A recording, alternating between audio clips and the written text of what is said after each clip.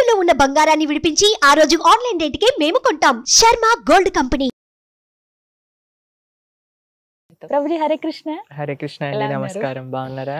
చాలా చాలా బాగున్నాను ప్రభుజీ. కామెంట్స్ రూపంలో అసలు ఎన్ని క్వశ్చన్స్ అడుగుతున్నారు, చాలా డౌట్స్, కొంతమంది ప్రాబ్లమ్స్ అడిగేవాళ్ళు, నార్మల్గా ఏమిటి అని తెలుసుకుందామని కుతూహలంతో అడిగేవాళ్ళు.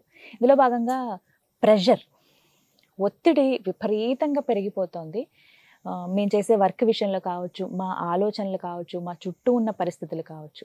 అసలు ఈ ప్రెషర్ని, ఈ ఒత్తిడిని మేము ఎలా తట్టుకోవాలి? ఇదే క్వశ్చన్ అడుగుతున్నారు చాలా మంది.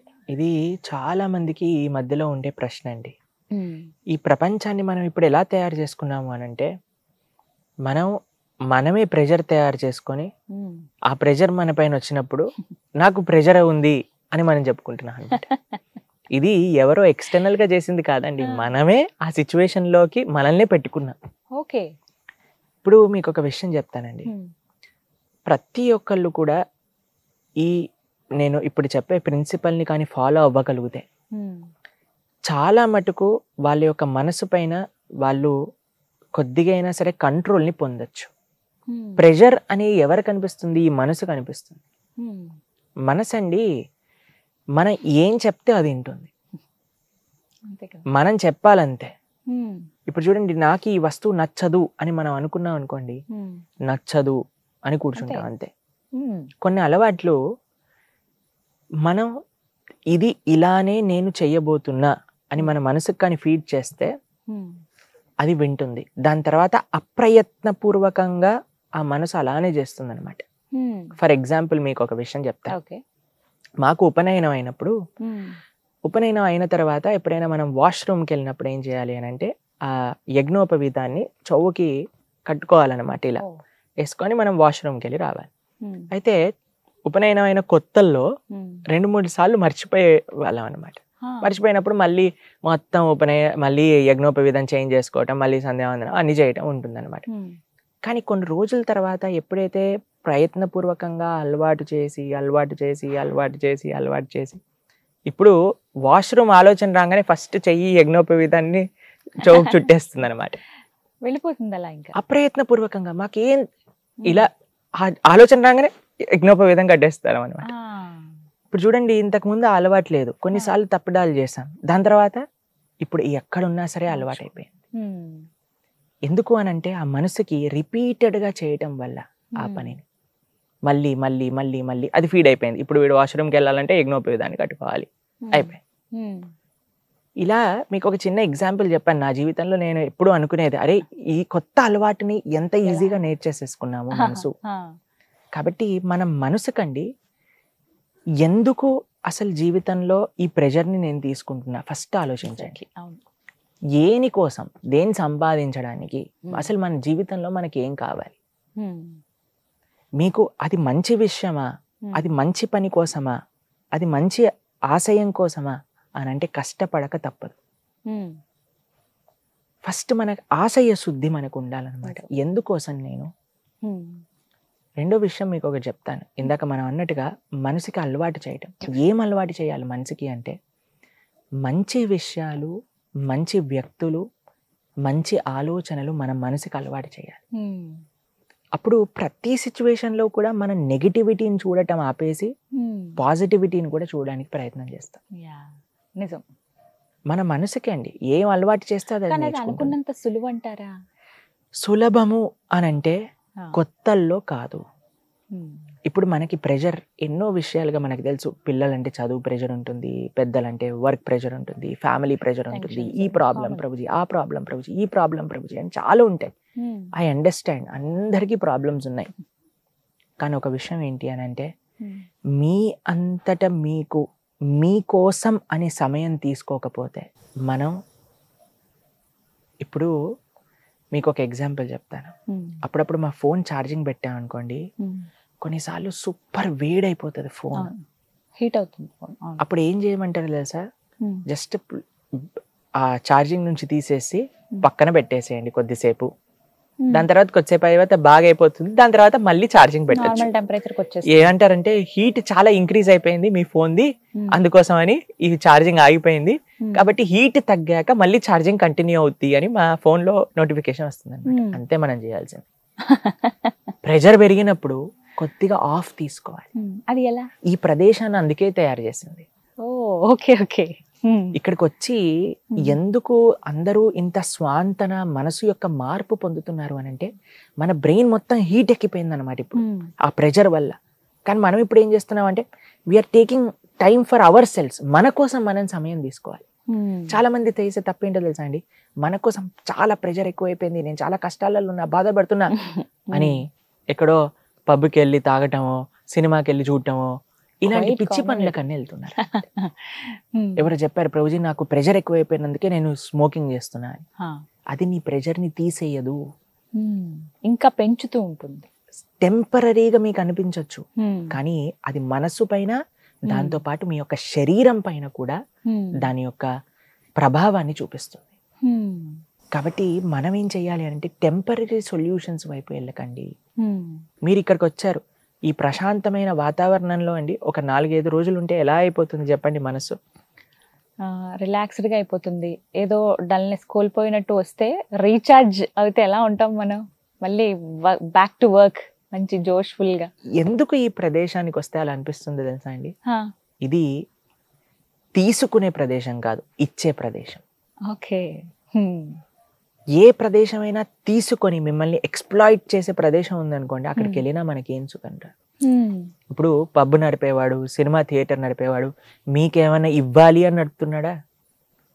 ఏం మీ దగ్గర నుంచి తీసుకోవాలి అని అంతే కదా. కానీ ఈ ప్రదేశం మాత్రం ఏ విధంగా మీకు మనశ్శాంతిని ఇవ్వగలదు, ఏ విధంగా మీకు సేవ చేసుకునే ఒక అవకాశం ఇవ్వచ్చు, ఏ విధంగా మీకు ప్రకృతిని ఆస్వాదన చేసే ఒక అవకాశాన్ని ఇవ్వచ్చు, ఏ విధంగా గోమాత యొక్క సేవ చేసుకునే అవకాశాన్ని ఇవ్వచ్చు, ఏ విధంగా మీకు మంచి మనస్తత్వం ఉన్న వ్యక్తులతో కలిసే ఒక అవకాశం ఇవ్వచ్చు. అందుకే అండి మనకి భారతదేశంలో మందిరం అంటే ఏంటో తెలుసా అండి? మంత్ర మీనింగ్ ఏంటో తెలుసా? మనః త్రాయతే ఇతి మంత్ర. మనస్సుని మార్చేది మంత్రం. అలానే మందిరం అనంటే మనస్సుని బాగు చేసేది మందిరం. హాస్పిటల్కి వెళ్తారండి శరీరాన్ని బాగు చేసుకోవడానికి, కానీ మన మనస్సుని మీరు అంటున్నట్టుగా ప్రెషర్, మెంటల్ హెల్త్, డిప్రెషన్ ఇది మార్చేది ఎవరు అనంటే అది మందిరమే మారుస్తుంది, ఆ భగవంతుడి యొక్క సేవ. మాకండి ఇక్కడ ఈ ఆశ్రమంలో మేము ఉన్నన్ని రోజులు ఎన్ని వందల వేల మంది జీవితాలు మార్చబడి ఈ ప్రదేశానికి వచ్చి వాళ్ళు ఎంత ఆనందంతో, కొత్త స్ఫూర్తితో, నమ్మకంతో, జీవితం పైన ఒక గొప్ప ఏమంటామంటే ఒక ఇంతూజియాజంతో వెళ్ళిన వాళ్ళు మాకు తెలుసు. అందుకే మీకు చెప్పేది ఏంటి అంటే ఫాస్ట్ లైఫ్ స్టైల్కి అలవాటు పడిపోయి ప్రెషర్ ఈజ్ ఇన్ఎవిటబుల్. ఈ వరల్డ్లో ఇప్పుడు మనం ఉన్న ప్రదేశంలో, మనం ఉన్న ఈ ప్రపంచంలో ప్రెషర్ అనేది అందరికీ ఉంటుంది.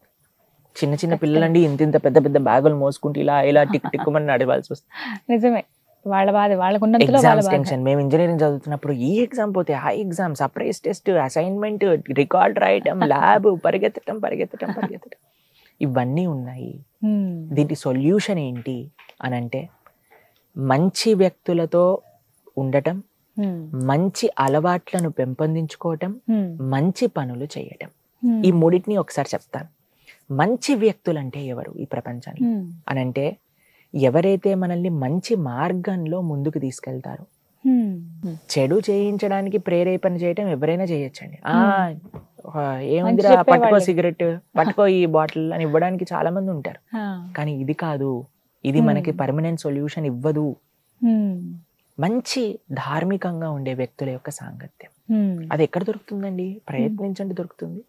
మీకు చెడ వాళ్ళ యొక్క సాంగత్యం ఎలా దొరుకుతుందో మంచి వాళ్ళు కూడా ఉన్నారు ఈ ప్రపంచంలో. రెండవది మంచి ఆలోచనలు. అంటే ఏంటి అని అంటే మనం శాస్త్రం చెప్పే విషయాలు, గీత, భాగవత, రామాయణాదులు చెప్పే విషయాలు అనమాట. ఇంకో విషయం చెప్తాను. ఎప్పుడైతే రామాయణ సీరియల్ టెలికాస్ట్ అయిందో 70% క్రైమ్ రేట్ తక్కువ అయిపోయిందట. ఏ ప్రభావం చెప్పండి? అసలు సీతమ్మ తల్లి రాముల వారు ఏమన్నా టీవీ నుంచి బయటకు వచ్చి ఏమన్నా క్రైమ్ రేట్ ఆపారా? వాళ్ళ యొక్క జీవిత చరిత్ర వినటం చేత మనుషులో ఆ యొక్క మార్పు పరివర్తన. అనేది చెందింది, పరివర్తన అనేది కలిగింది. కాబట్టి ఇది రెండో విషయం. మూడో విషయం, మంచి అలవాట్లు అంటే ఏంటి అని అంటే, ఎప్పుడు కూడా నేను ఎంజాయ్ చేస్తున్నానా, నాకేం వస్తుంది పక్కన పెట్టి, నేను ఈ సమాజానికి ఏ విధంగా సేవ చేయగలను, నేను ఈ దేశానికి ఏ విధంగా చేయగలను, నేను ఈ ధర్మానికి ఏ విధంగా చేయగలను, నేను ఈ సంస్కృతికి ఏ విధంగా చేయగలను, ఈ పర్యావరణానికి ఏ విధంగా చేయగలను, ఏమి ఇవ్వగలను ఆలోచించండి. నిజంగా సేవ యొక్క ఆనందం పొందిన వారెవ్వరూ కూడా ఇంకా మన కోసం మనకి ఏం కావాలని కోరుకోరు. అందుకే కదండి ఇప్పుడు జీవితంలో ఎన్నో, ఇప్పుడు ఇందాక మనం మాట్లాడుకుంటున్నట్టుగా ప్రభుజీ పెళ్ళెందుకు చేసుకోలేదు అనే ప్రశ్నకి ఆ సేవ యొక్క ఆనందం అన్నిటికంటే గొప్పది కాబట్టి ఇంకా ఏ ఆనందం కూడా రావాలి అని అనిపించదు. ఇక్కడ ఉండే వాళ్ళందరూ కూడా అంతే అండి.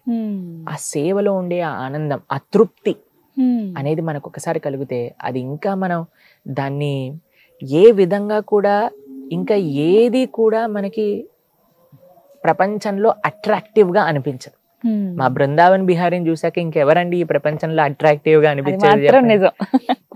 కాబట్టి ఆ స్వామిని చూసాక ఈ ప్రపంచంలో ఏ అందాన్ని చూసా సరే సో వాట్ అని అనిపిస్తుంది అనమాట మా స్వామిని చూసాక. కాబట్టి అటువంటి భగవంతుడు మదన మోహనుడు మా టెంపుల్ నెక్స్ట్ సెకండ్ టెంపుల్ ఇక్కడ ఉన్నదన్నమాట.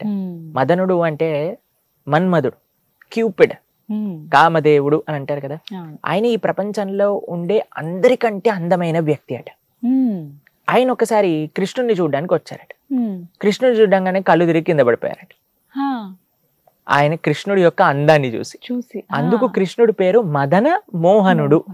అంటే మదనుణ్ణి కూడా మోహించేవాడు. శ్రీమతి రాధారాణి పేరేంటో తెలుసా? మదన మోహన మోహిని. కృష్ణుడు ఒకసారి రాధారాణిని చూడడానికి వెళ్తే ఆయన కళ్ళు తిరిగి కింద పడిపోయారట. కాబట్టి అంత అందం శ్రీమతి రాధారాణి.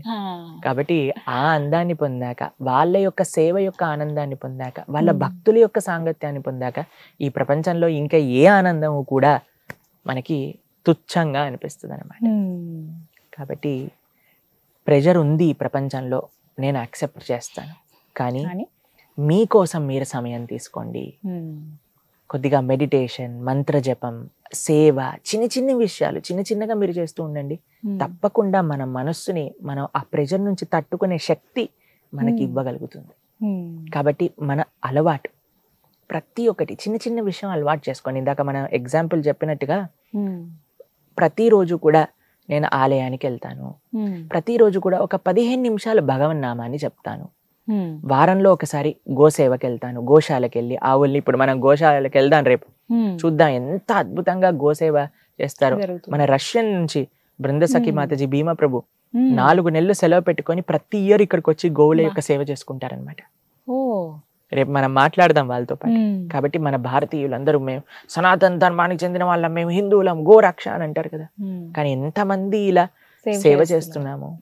కాబట్టి సేవ నేర్చుకోండి. దీనికి ఇంకేమి మీరు కనెక్షన్ ఏంటి ప్రభు చెప్పండి, నేను ఇక్కడ గోవు సేవ చేస్తే నా ప్రెషర్ ఎలా తగ్గుతుంది? అది మీరు చేసి తీరితే కానీ మీకు తెలుస్తుంది, దానికి చెప్పలేము ఇంకా కనెక్షన్. సో ఇన్ని మార్గాలు ఉన్నాయి. భగవత్ సాంగత్యం, భగవద్భక్తి, ఆధ్యాత్మిక జీవనం అన్నిటికీ సొల్యూషన్ ఈ ప్రపంచంలో ఉన్నది. మనకుండే ప్రెజర్స్ కి కూడా అదే సొల్యూషన్. చాలా చక్కగా వివరించారు ప్రభుజీ. హరే కృష్ణ. హరే కృష్ణ.